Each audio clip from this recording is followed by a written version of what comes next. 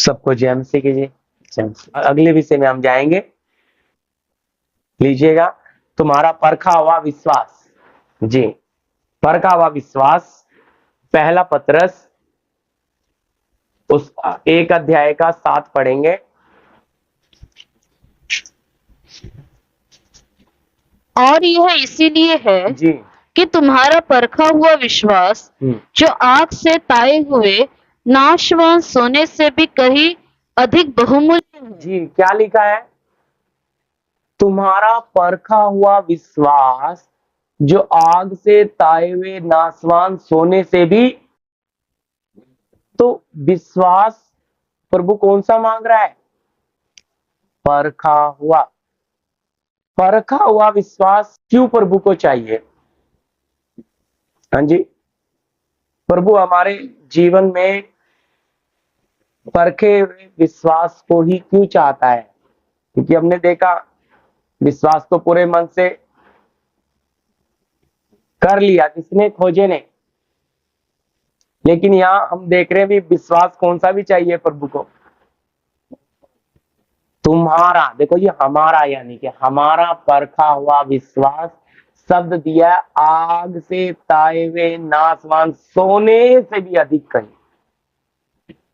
तो परमेश्वर का आत्मा जब हमारे जीवन में काम आरंभ करता है, शुरू कर देता है, तो धीरे धीरे हमारे विश्वास की परख स्टार्ट होती है, जिसे हम बोलते हैं एग्जाम। बच्चों के जैसे हम किसी भी क्लास से बच्चों को स्टार्ट करेंगे तो उनकी क्या होते हैं, साल में 3 बार तो कच्चे एग्जाम होते हैं, फिर चौथी बार फाइनल होता है, पक्के, है ना? कच्चे पेपर फिर पक्के।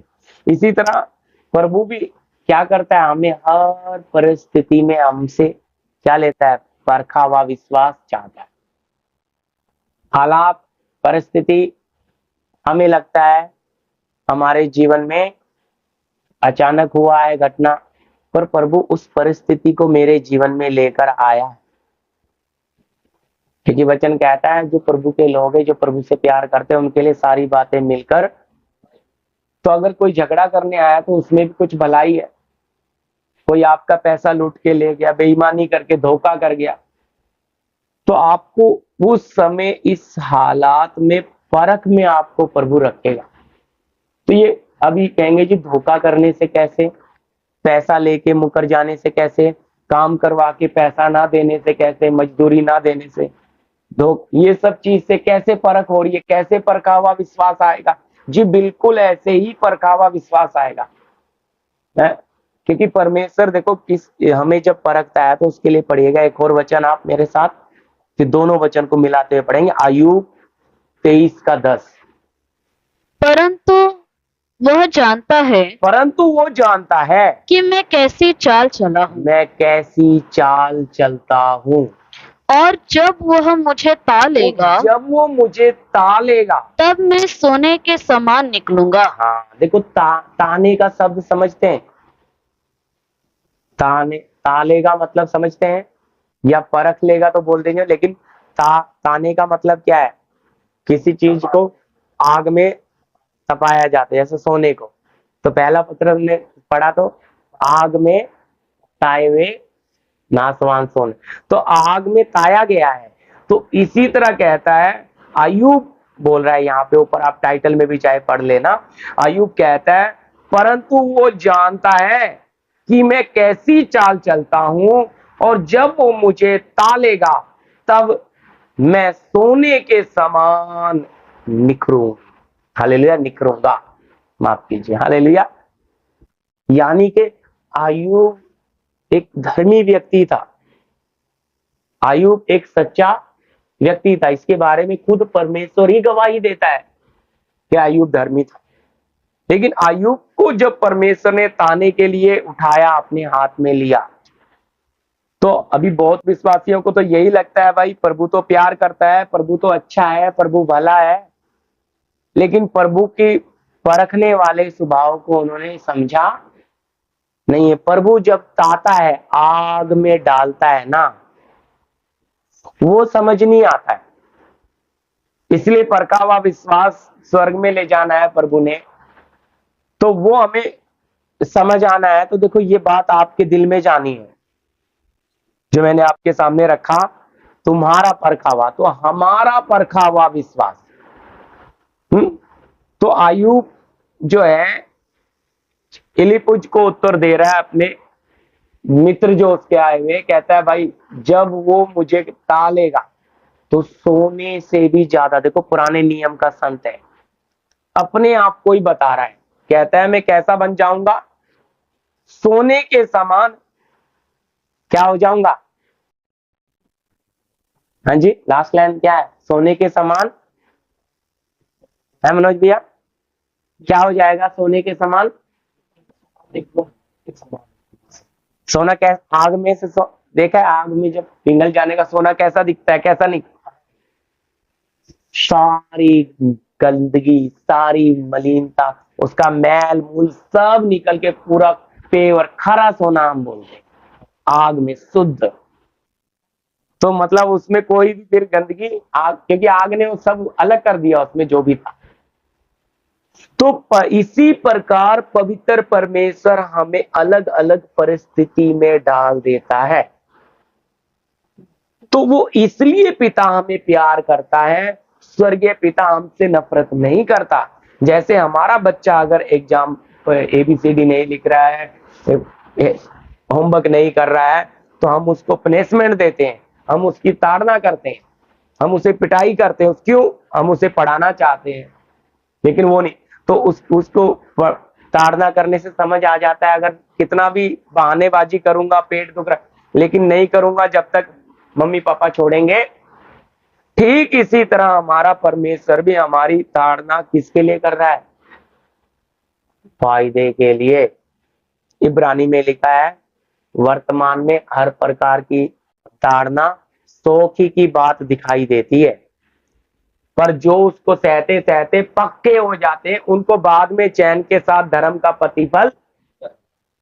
तो जब वहां पे ये भी लिखा है, शारीरिक माता पिता तुम्हारी ताड़ना करते थे तो तुमने सह लिया, तो आत्मिक की क्यों नहीं सहते, और भी बढ़कर सहना चाहिए। तो ये ताड़ना ही एक तरह की समझना, परखा हुआ विश्वास बाप देने जा रहा है। तो इसलिए दाऊद कह पाया कि तेरे सोटे और तेरी लाठी से मुझे शांति, मतलब प्रभु तेरा सोटा पड़ता है, तेरा डंडा पड़ता है, तभी मुझे समझ आता है? तो मेरे लिए क्या है, वो सर का तेल, अभिषेक है जी, ताड़ना बुद्धि है, बुद्धि। तो अगर प्रभु हमें परखे हुए विश्वास में लेकर जाएगा, हम जब हमारा विश्वास जब परखा जाएगा, तो हम अपने प्रभु पर और भी ज्यादा बढ़कर हमारा विश्वास मजबूत होगा। तो प्रभु अगर ताड़ना, प्रभु हमें परखने की हालत में जब जब लेकर जाता है, बहुत लोग एग्जाम से भाग जाते हैं, बहुत लोग एग्जाम देते ही नहीं, कहते जी पढ़ा लो कितना मर्जी लेकिन पेपर मत लिखो।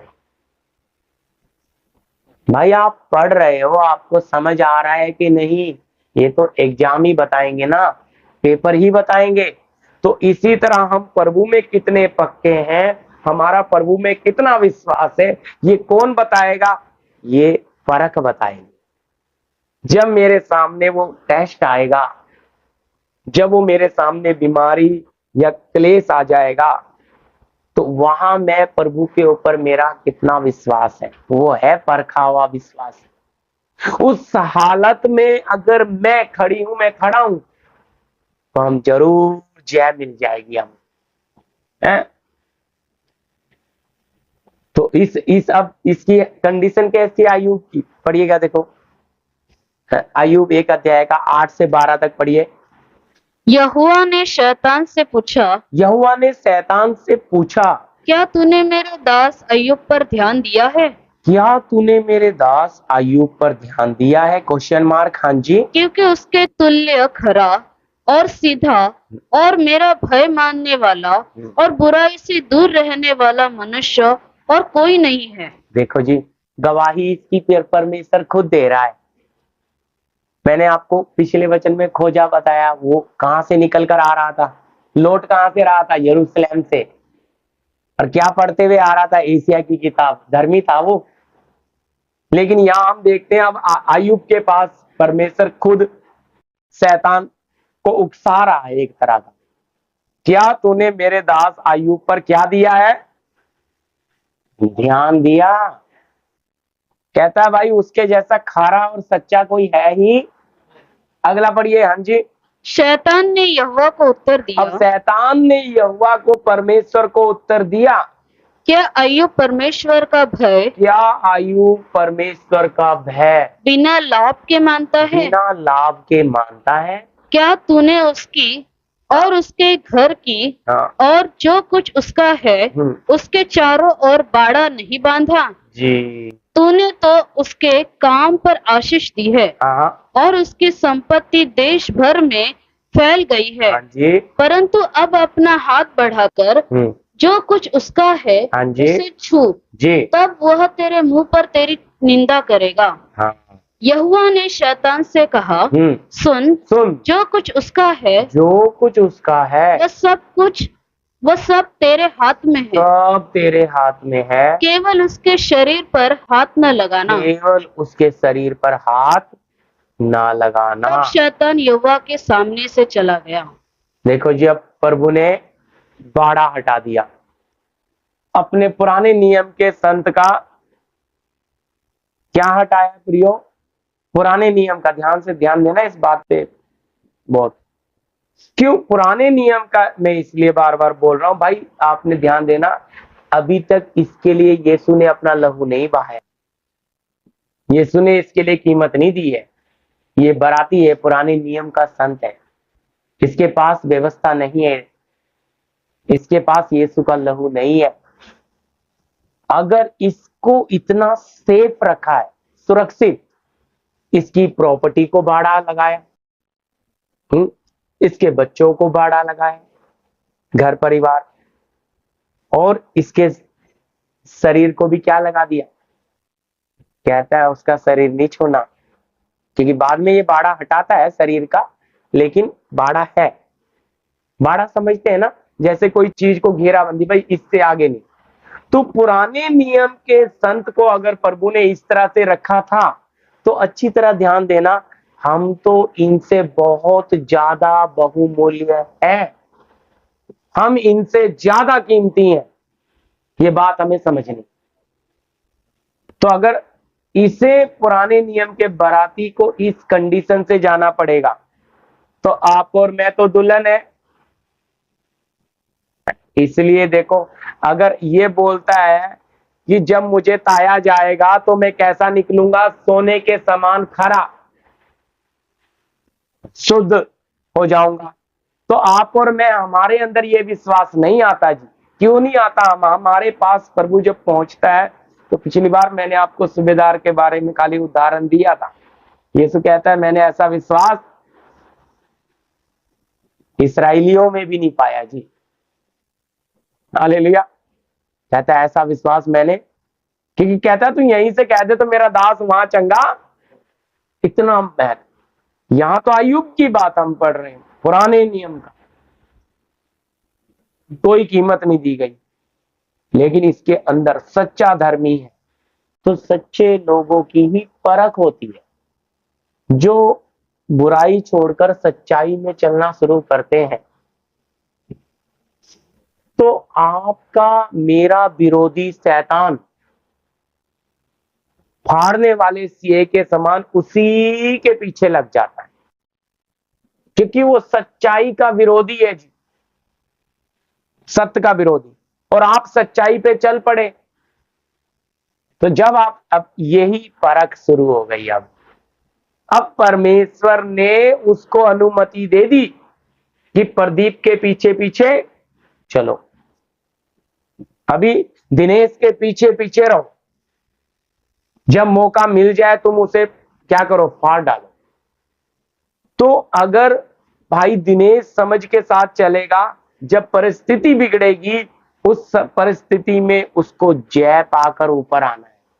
तो यानी कि उसके पास क्या आएगा? परखा हुआ विश्वास आ जाएगा। लेकिन अगर वो उस परिस्थिति में हार गया, तो उसके पास परखा हुआ विश्वास आएगा। इसलिए एक अच्छा उदाहरण पवित्र परमेश्वर ने हमारे सामने अय्यूब रखा। आयुब है, यीशु मसीह भी है, वो भी परख में गया, लेकिन मैं उसमें नहीं जा रहा, आपको आयुब से ही रख रहा हूं।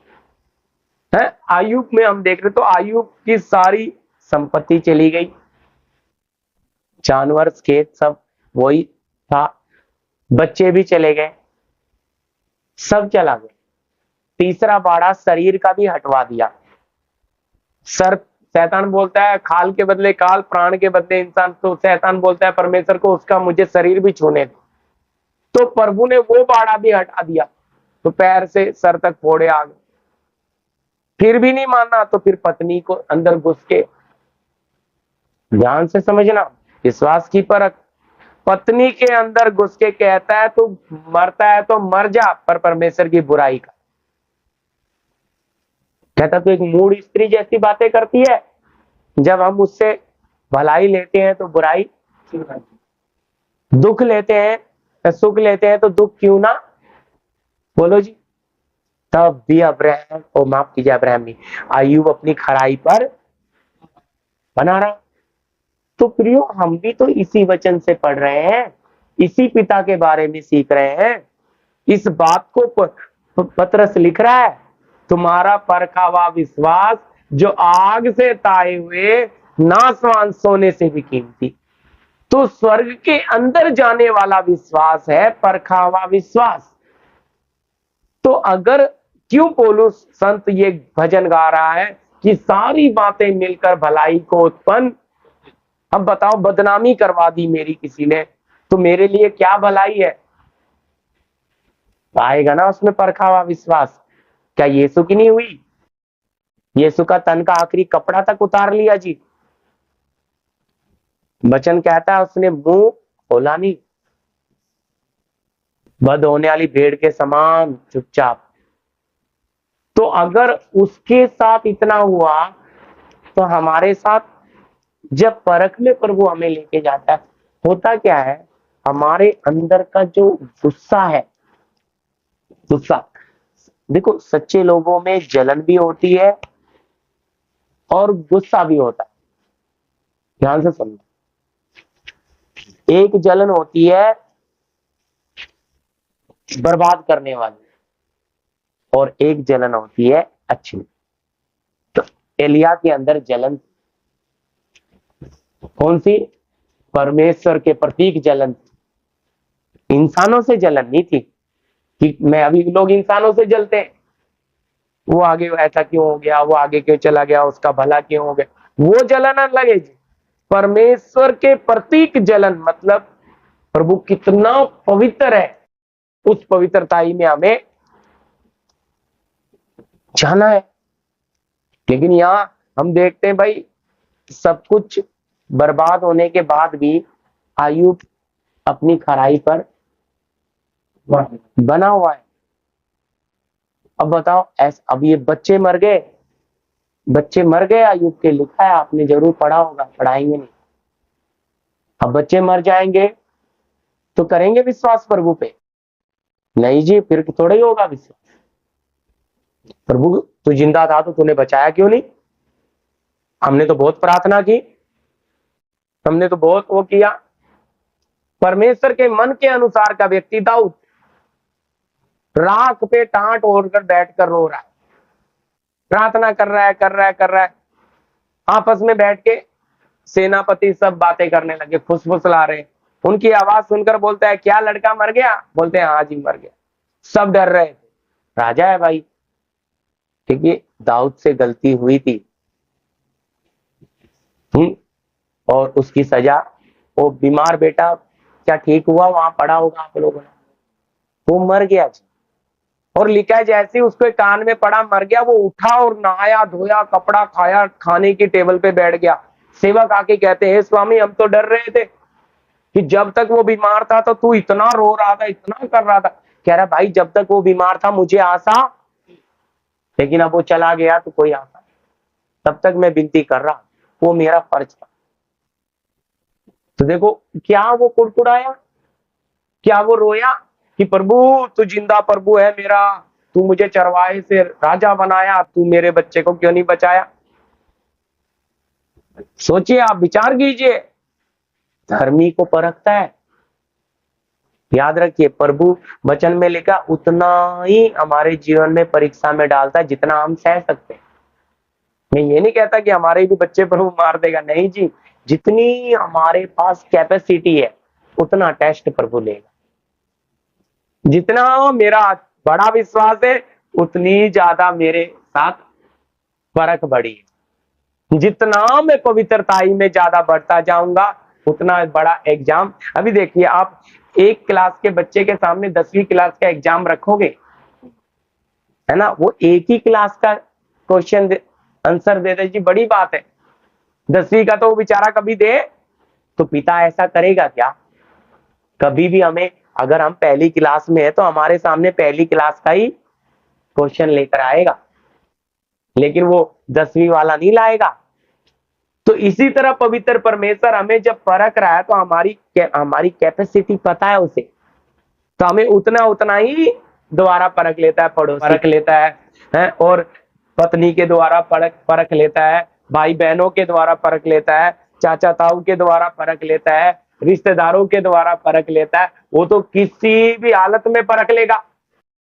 इसलिए लिखा हमें समय या समय तैयार, हमें कहीं भी ढीला नहीं पड़ना है, क्योंकि हमें पता है हमारे जीवन में परख चल रही है। इसे बोलते हैं विश्वास की परख जी। आगे भी पढ़ेगा ये नीति वचन, ये 12 तक हो गया था ना। हाँ, नीति वचन उसका 17 का 3 से 3। चांदी के लिए कुठाली और सोने के लिए भट्टी होती है, हाँ जी, परंतु मनों को यहोवा जांचता है। हालेलुया। क्या लिखा है जी? चांदी के लिए कुठाली होती है, वो मिट्टी की, जिसमें वो चांदी को पूरा पिघलाकर क्या उसको साफ किया जाता है पूरा। और सोने के लिए भट्टी है, लेकिन प्रभु के लोगों के लिए है। हाँ, तो ये समझना है कि अगर चांदी को इतना साफ करने के लिए उसको इस हालत में लेकर आते हैं, सोने को ऐसा लाते हैं, तो यहोवा परमेश्वर हमें कितना जांचेगा। परखने की बात है, कितना परखेगा, बोलो क्या नहीं। देखो, वो वचन भी हम नहीं पढ़ेंगे, लेकिन बता रहा हूं कि लिखा है धोबी के साबुन के समान वो इस्राएल को क्या करेगा, है? क्यों मालूम है? क्योंकि धोबी का जो साबुन मैल कपड़े में रहना नहीं है, कपड़ा फट जाएगा, चलो। अब देखो कैसे धोता है, कपड़ा फटता भी नहीं है, पर धोबी मैल कपड़े के अंदर रहने नहीं देता। तो आपका मेरा प्रभु जब हमें शुद्ध करने का काम करता है तो हमारी परवाह करता है। फल में अगर आपने धोबी घाट पे कभी देखा होगा, ऐसा कपड़ा उठाते फटाक फटाक, उतना ऐसा लगता है फट जाएगा क्या। वो पूरी तरह से उसका मैल निकालने के लिए, और उसके बाद तो इसी तरह परमेश्वर अगर हमें साफ करता है तो उसके तरीके कितने, तरीके, काम करने के तरीके हमें ये समझ नहीं आता। कई बार हम काम कर रहे, काम करने की जगह में ही हमारा प्रभु हमें परख रहा है, वहीं पे अपना काम चालू रखा है प्रभु ने। इसलिए लिखा है प्रभु की आंखें धर्मियों पे लगी। अगर भाई मैं धर्मी हूं, मैं प्रभु का जन हूं, तो प्रभु क्या करेगा? धर्मी के विश्वास को परखेगा या पापी के विश्वास को परखेगा भैया? है, अविश्वासी के विश्वास को परखेगा या बोलिए विश्वासी को परखेगा। तो प्रभु हमारे जीवन में आने देता है ऐसी परिस्थितियां, और हम सोचते हैं यार देख ना, वो प्रभु को मानता नहीं, उसके जीवन कितना अच्छा जी रहा है। इसके पीछे भी आपको बात समझना है। भाई पापी नरक में जा रहा है, पापी नरक ही में चला जाएगा। अगर प्रभु पापी को दुख देगा, ध्यान समझना है, पापी के जीवन में दुख आ जाए, दुख में, क्योंकि पापी तो दुख उठाना ही नहीं चाहता, वो तो शॉर्टकट रास्ता निकाल लेता है। सुख में जीना चाहता है, कर्जा ले लेता है, धोखाधड़ी कर लेता है, बेईमानी कर लेता है, वो दुख में जाता ही, वो दुख उठाता नहीं है पापी। और पापी हमेशा सुख में जीवन जिएगा और मर के नरक में चला गया। तो प्रभु उसे सुख में उसे जीना है, तो प्रभु उसके सुख का रास्ता बंद कर सकता है, पर नहीं करता। क्यों नहीं करता मालूम है?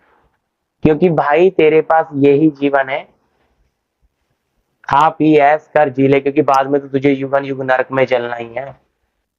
पर धर्मी के पास एक मौका है कि यहां तू बन जा, यहां तू शुद्ध हो जा, युगन युग का जीवन तेरे लिए रखा है।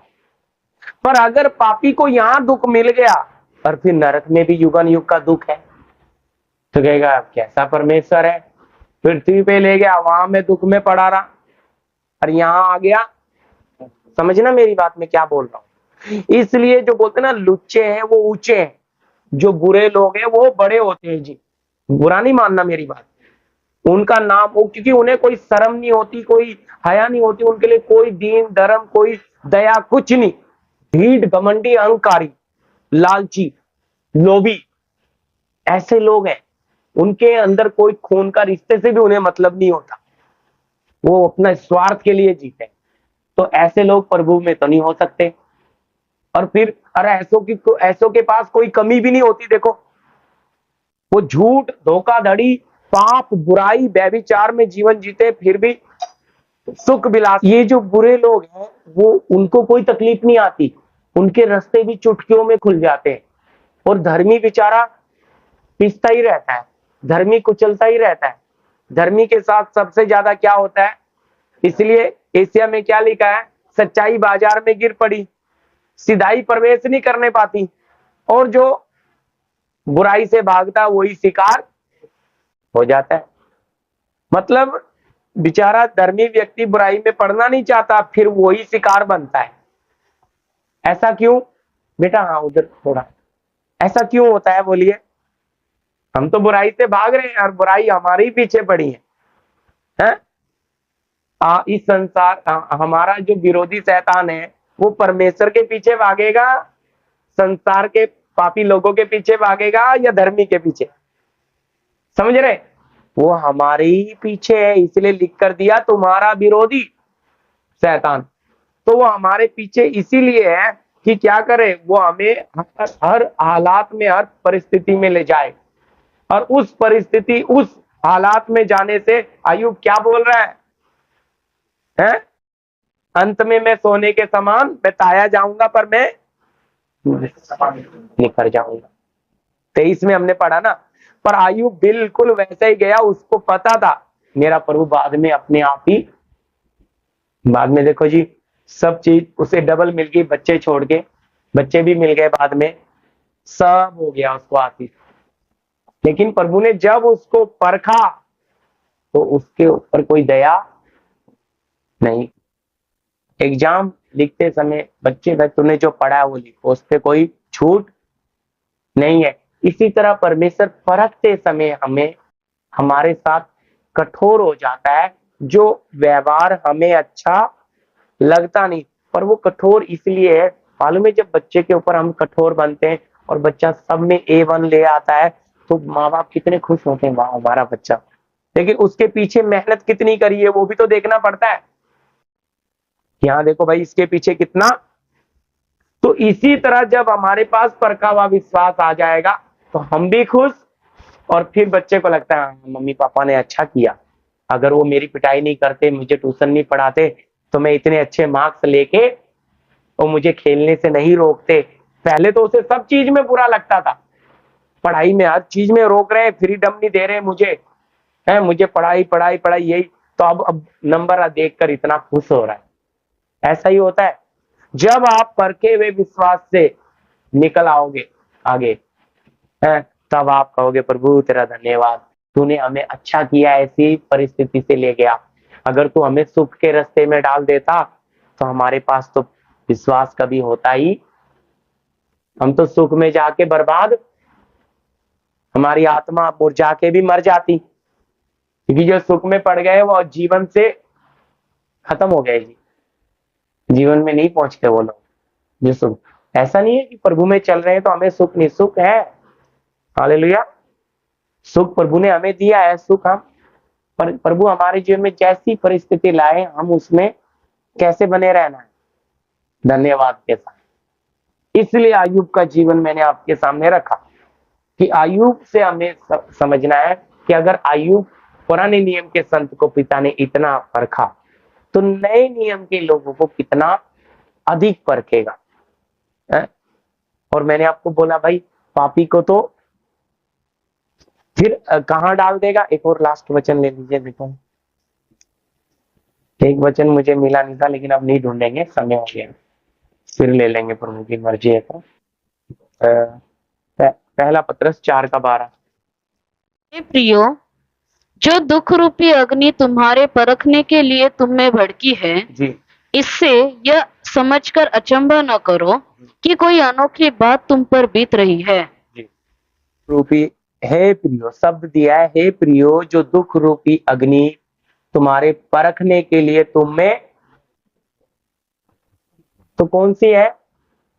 दुख रूपी अग्नि। तो दुख होता है ना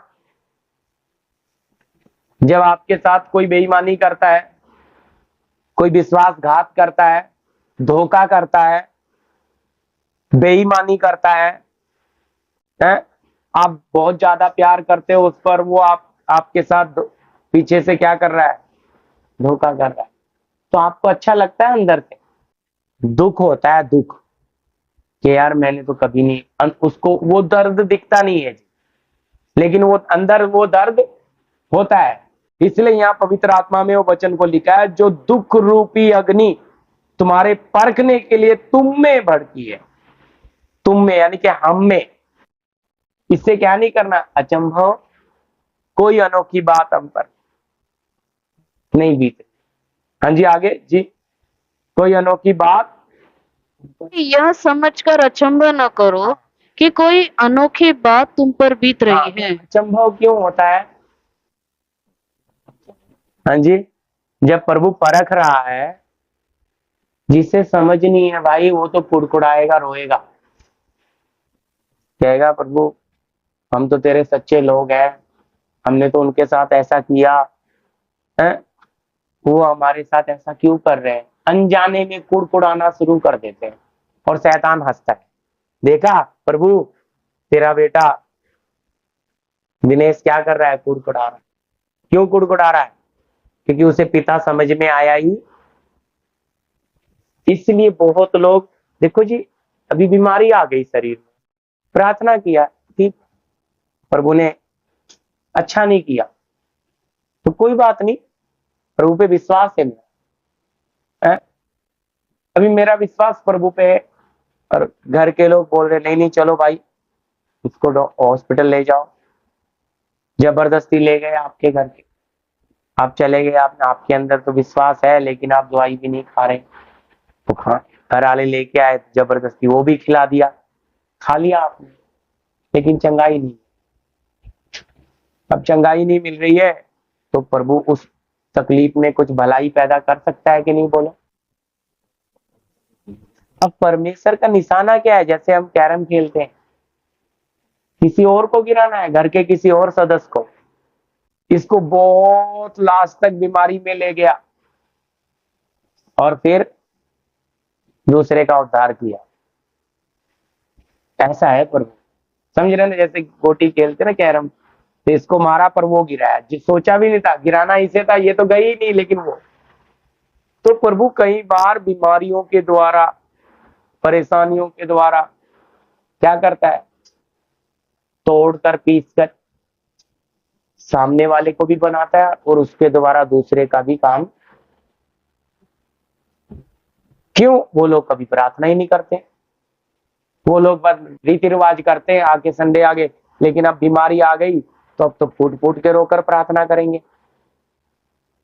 अब वो प्रार्थना करने लग गए कि प्रभु और लंबा समय लेगा, परखने वाला है प्रभु, एक क्षण भर में चंगा कर सकता है लेकिन करेगा ही नहीं, और लंबा समय लेकर जाएगा। जब और लंबा समय लेकर जाएगा तब पता लगेगा ये सच में प्यार करते हैं मुझे, या और जब लंबा समय जाता है ना तो निराशा आ जाती है इंसान में, यार ये कुछ नहीं सुन रहा है, चलो कहीं और जाते हैं। तो 4 दिन एक डॉक्टर के पास गए, कुछ आराम नहीं पड़ा, नहीं है ये दूसरे वाला, अच्छे वाला कौन सा है, वहां चले जाएंगे। तो इस तरह जब प्रभु तो धर्मी को परख रहा है, अब वो बीमारी के द्वारा भी है भाई, कर्जे के द्वारा भी है, अलग अलग परिस्थिति के द्वारा है, हमें नम्र बनाने के लिए है, अलग अलग हालात के द्वारा है।